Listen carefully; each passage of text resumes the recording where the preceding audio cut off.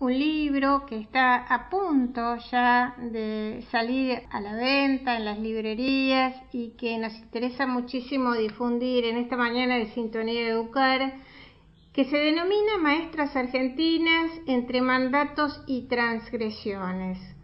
Se trata de un proyecto colectivo, una compilación de Mariana Caballero y de Eduardo Mancini, con un equipo que trabajó especialmente para hacer esta obra, que es un carácter realmente creativo y de una significación inédita, cuya editorial se llama Centro Cultural de la Toma y la Asociación Civil Inconsciente Colectivo.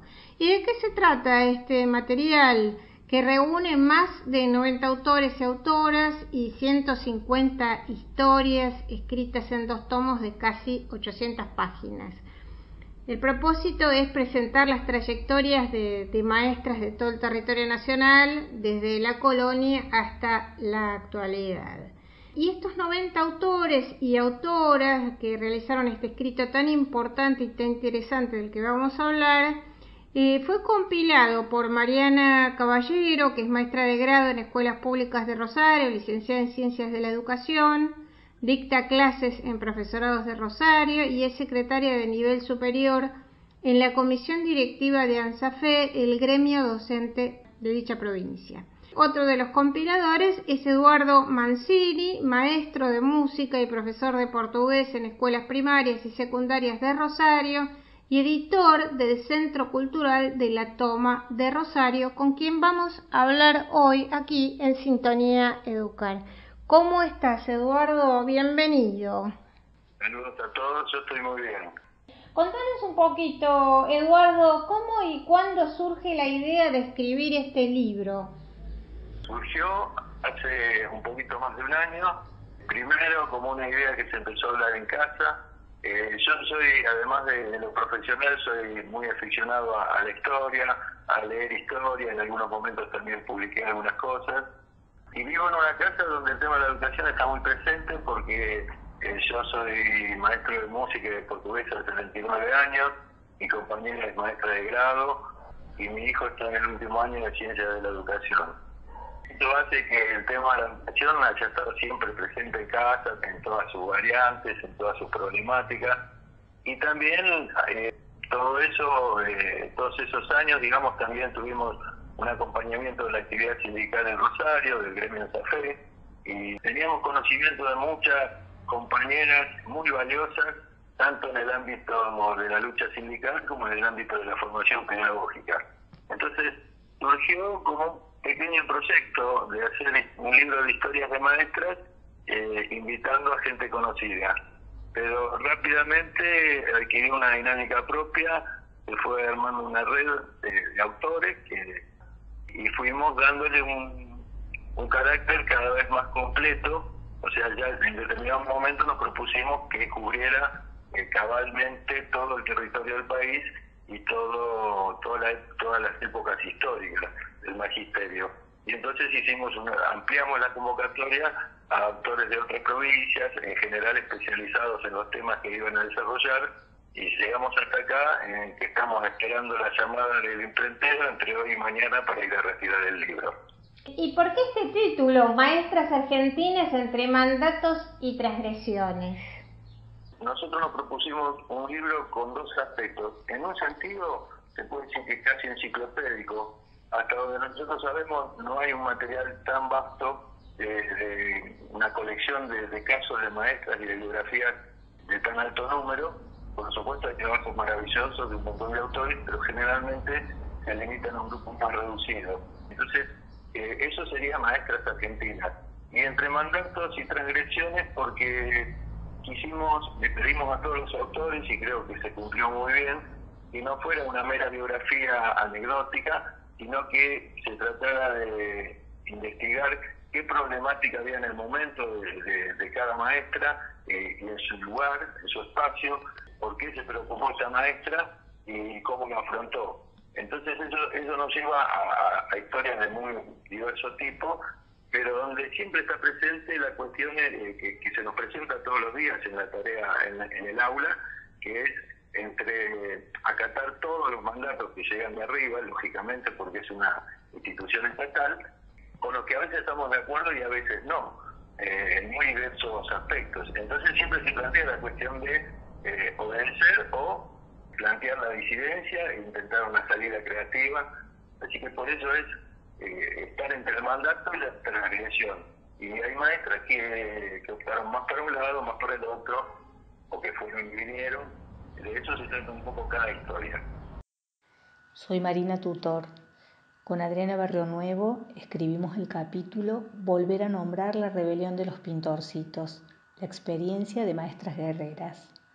Una historia de lucha de las jardineras cordobesas al calor de las políticas neoliberales de los 90. La educación inicial en este libro está presente a través de los relatos de vida y luchas de mujeres apasionadas y obstinadas, que entrelazan la ternura con la enseñanza. Juana Manso, Rosario Vera, Eve Duprat son algunas de ellas. Aparece aquí la educación inicial con todo su potencial, como oportunidad de constituirse en lugar de enseñanza y cobijo, porque puede y fundamentalmente debe distribuir los bienes simbólicos de la cultura, que a la vez que humanizan, incluyen, construyendo horizontes de un mundo más justo en el que quepan todos los mundos. La educación inicial ha sido la última en ser reconocida dentro del sistema educativo argentino. Es el resultado de profundas luchas políticas y pedagógicas para conquistar su identidad. Vivimos en contextos de profundas desigualdades. También atravesamos nuevas crisis de los sistemas educativos y de las miradas de la educación de la primera infancia. Esto nos exige a sus educadores superar ciertas representaciones sociales infantilizadas de nuestro rol y de nuestro nivel, para continuar fortaleciendo la construcción de otras identidades en relación al oficio de enseñar a los más pequeños. La expansión del nivel inicial para que todos los niños y niñas tengan lugar sigue siendo una deuda de nuestra sociedad y del Estado. Deuda con la primera infancia, con los recién llegados y fundamentalmente con los que están por venir. Conocer estas historias puede ser un buen aporte para seguir pensando la educación inicial en un compromiso profundo con la concreción del derecho social a la educación desde la cuna. Bien. Bueno, mira, estaba leyendo un poco la contratapa del libro y sacando algunas temáticas que me interesaba charlar un poquito con vos y que muestra este tema del mandato y de la transgresión, ¿no? Entonces, en un fragmento dice: se verá desfilar por estas páginas maestras obedientes, reproductoras del mandato homogeneizador del normalismo, que se sintieron cómodas en su rol de apóstoles asumiendo una misión civilizatoria contra la presunta barbarie, actuando en algún caso como maestras gendarmes. Otras afirmaron su independencia y eligieron rumbos críticos, problematizaron la tarea docente, abrevaron en teorías renovadoras, buscaron en la filosofía o la psicología herramientas para mejorar la acción pedagógica. En este fragmento me parece que se puede ver claramente esta diferenciación entre lo que decía recién de mandatos y transgresiones entre las maestras, de las que ustedes hablan en el libro, ¿no? Exactamente.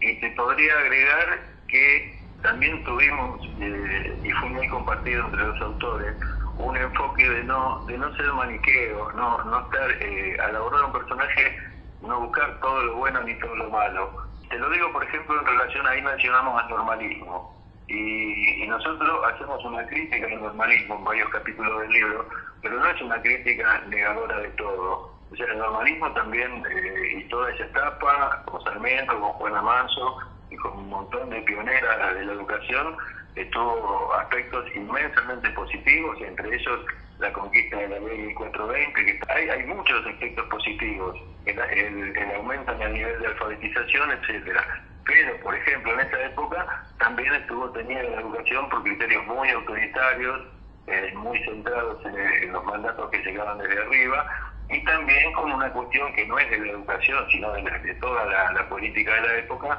de mucho racismo.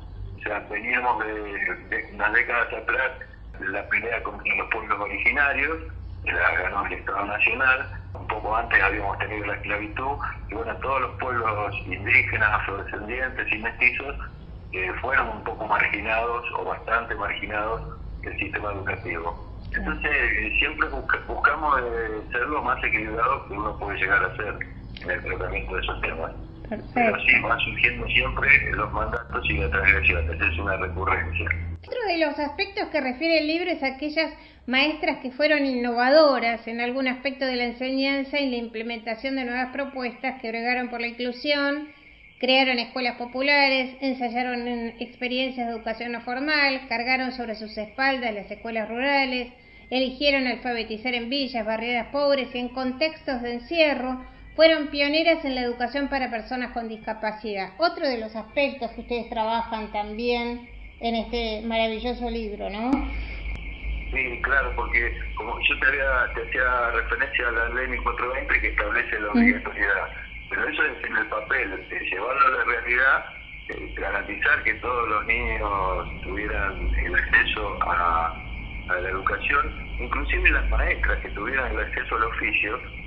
No fue una cosa sencilla, llevó mucha pelea, muchas luchas, muchas gestiones, mucho tiempo invertido, y eso fue así desde el principio del siglo, donde hay muchos capítulos dedicados a mujeres del socialismo, del anarquismo, o independientes, como el caso de la maestra Juana Blanco de acá de Rosario, y llega hasta el último momento, porque entre los últimos capítulos hay, por ejemplo, uno que habla de la primer maestra gitana, Natalí, que es un caso muy interesante porque es un pueblo marginado por la sociedad criolla, pero a la vez automarginado. O sea, en la propia comunidad gitana hay mucha resistencia a integrarse al país, a la nación, y a mandar a sus chicos a la escuela. Entonces, está el caso de esta chica, Natalí Georgievich, que es la primera maestra de la comunidad gitana recibida y dando clases en el país. Y también está prácticamente cerrando el libro, que el año pasado fue una noticia muy esperanzadora, que es que se graduaron las primeras 7 alumnas en el profesorado Dora Costa de la Villa 31, de Retiro. Sí. O sea, un ámbito donde no había profesorados y no había formación docente para la propia comunidad, y bueno, es un gran avance. Claro. Entonces el tema de la inclusión sí es muy importante. Y el otro tema es que el libro tiene un aspecto que tiene que ver con la condición de género de las maestras que se expresan en estos textos, ¿no? Algunas que se ciñeron, como dice acá, al modelo patriarcal establecido, y otras que, bueno, que se transformaron, que fueron periodistas, literatas, universitarias, viajeras, parlamentarias. Que también me parece que es un logro muy importante de muchas de ellas, ¿no? Por supuesto. Algunas compañeras dicen que es un libro feminista, y en algún sentido lo es, pero tiene que ver con una cuestión objetiva del magisterio. Mirá, el libro arranca, el primer capítulo que habla de la época de la colonia, estaba prohibido por un mandato religioso que la mujer se hiciera cargo de enseñar. O sea, solamente la madre podía enseñar a sus hijos, pero no en un ámbito público. Claro. Y se fueron abriendo los primeros espacios de docencia, digamos, justamente con monjas y con beatas que tomaron a su cargo la educación de las huérfanas. Como las huérfanas no tenían la figura de la madre para ser la educadora, asumieron ese papel. Por un proceso muy lento de ir ganando espacio para ese reconocimiento de esa tarea, siguió después con la independencia y bueno, eclosiona en la época de Sarmiento, de Juan Manso, del normalismo, donde se impone la feminización de la docencia. Sobre todo la docencia primaria e inicial. Claro. Al llegar a este punto, el magisterio se transforma en el gremio femenino por excelencia. Sí. Entonces, en una sociedad que seguía siendo, y en algunos aspectos sigue siendo hoy, patriarcal en muchos de sus ordenamientos. Entonces, de ahí en adelante aparece constantemente la cuestión de género del magisterio, la predominancia femenina y la serie de trabas contra las que se tiene que ir imponiendo, abriendo las puertas al magisterio primero, a la universidad, a los cargos directivos, porque al principio había miles de maestras, pero no llegaban a supervisoras, ni a ministra de Educación. O sea, fue un largo, como decía una propaganda, fue un largo camino recorrido. Soy Karina Trevisono y participé de este libro escribiendo algunos capítulos. Maestras Argentinas se puede leer desde una perspectiva de género porque narra las historias de las mujeres maestras. Entonces es también una historia del feminismo, un feminismo que muchas llevaron como bandera dentro de los distintos partidos políticos y otras ejercieron desde la praxis, sin reconocerse como feministas, pero oponiéndose desde las escuelas a los poderes opresivos contra las mujeres y contra todo otro. Muchas pelearon por la educación de sus pares, mujeres, y sus derechos civiles, porque reconocían las relaciones de opresión en la sociedad y pensaron en una educación justa, igualitaria, pública, laica, gratuita y mixta. Aparecen también las historias de maestras que lucharon desde otros lugares, como el periodismo, la política partidaria, la escritura, la investigación. Hay mujeres maestras que le disputaron y aún disputan a los varones el territorio del sindicalismo, desde las primeras huelgas de principio del siglo XX, donde empezaron a construir una identidad trabajadora y fueron asumiendo a la protesta como una acción no sexista. Aparecen también maestras que pugnaron por la liberación sexual y también las perseguidas, desaparecidas y las víctimas de las condiciones laborales del neoliberalismo y de la violencia de género. Mujeres maestras que fueron pioneras en la educación sexual integral y otras que proponen una escuela desde la pedagogía queer. Entre mandatos y transgresiones decimos porque aparecen los posicionamientos de las maestras frente al heteropatriarcado, sus rupturas, pero también sus sumisiones. Este libro es una mirada crítica del pasado y del presente que nos permite a las maestras leernos en una historia ligada por la lucha y también interpelarnos como mujeres. Mira, me interesa destacar un par de cosas, ¿no? Por un lado, el trabajo colectivo impresionante y la participación activa de maestros, de profesores, profesoras, licenciados en ciencias, que han escrito recuperando y poniendo nuevamente en valor la historia de la educación argentina, ¿no? Es decir, un campo de la educación en disputa siempre presente. Y creo que se entiende que son muchos los y las protagonistas que deben ser visibilizados aún para comprender la larga trayectoria que tenemos en materia educativa en la Argentina. ¿Qué pensás acerca de esto? Porque así como nosotros y nosotras quienes hacemos este programa de Sintonía Educar, hace 10 años ya intentamos dar la palabra a aquellos actores de la educación que están ocultos, ¿no? Pero que trabajan intensamente y que se preocupan mucho por la comunidad educativa, por nuestros pibes y pibas, por nuestros jóvenes. Creo que este libro también permite dar la palabra justamente a muchísimos de ellos y de ellas. ¿Qué opinas? Es verdad, eso fue surgiendo como una necesidad y encontró una respuesta muy buena entre las compañeras maestras. El libro tiene una preponderancia de maestras y profesoras o pedagogas y un porcentaje menor de historiadores y periodistas. Periodistas que en general se han dedicado a la educación como tema en sus medios. Y lo de las maestras, yo creo que sí, que hay en cierto sentido rescatar una tradición, porque hubo una época que las maestras se escribían más. Te puedo nombrar a Herminia Rumana, que todas la conocen, o a Marta Zamatán, de acá de la provincia de Santa Fe, que cada una tiene su capítulo en el libro, donde por lo menos muchas maestras, no digo todas, pero muchas maestras llevaban al papel sus experiencias y sus reflexiones sobre los problemas que tenía la educación. Y creo que eso sería muy bueno rescatarlo, y el libro va un poquito en esa dirección. Inclusive tenemos una página de Facebook donde todos los que entran, en su gran mayoría maestras, se pueden manifestar y van surgiendo nuevas ideas y nuevos proyectos. Hay mucha gente que está hablando de hacer otro tipo de trabajo rescatando, por ejemplo, experiencias concretas. Vos no sé si nombraste Anora Lismayer, que es una de las autoras del libro, es una compañera ya jubilada y tiene una vastísima experiencia, como una de las fundadoras del sindicato de José, trabajó en el nivel inicial, tiene un dominio de los temas pedagógicos muy grande. Esa gente tiene que escribir para que no llegue a todos los maestros, porque es una herramienta para la reflexión y después para la acción. Así es, y para ir cerrando, estamos hablando con Eduardo Mancini, que está allí en Santa Fe, y quería decir también algo que me parece muy, muy importante.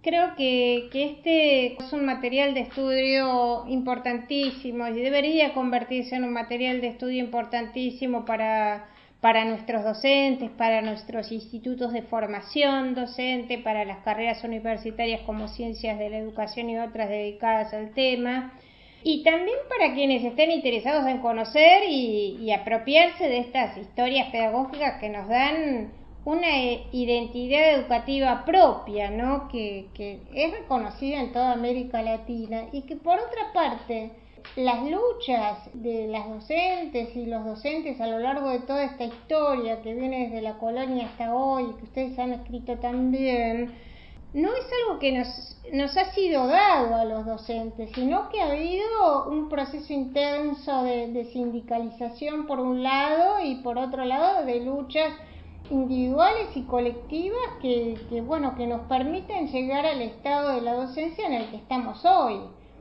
Me parece a mí que esto es un tema muy importante que ustedes también rescatan en este material que han escrito, ¿no? Exacto.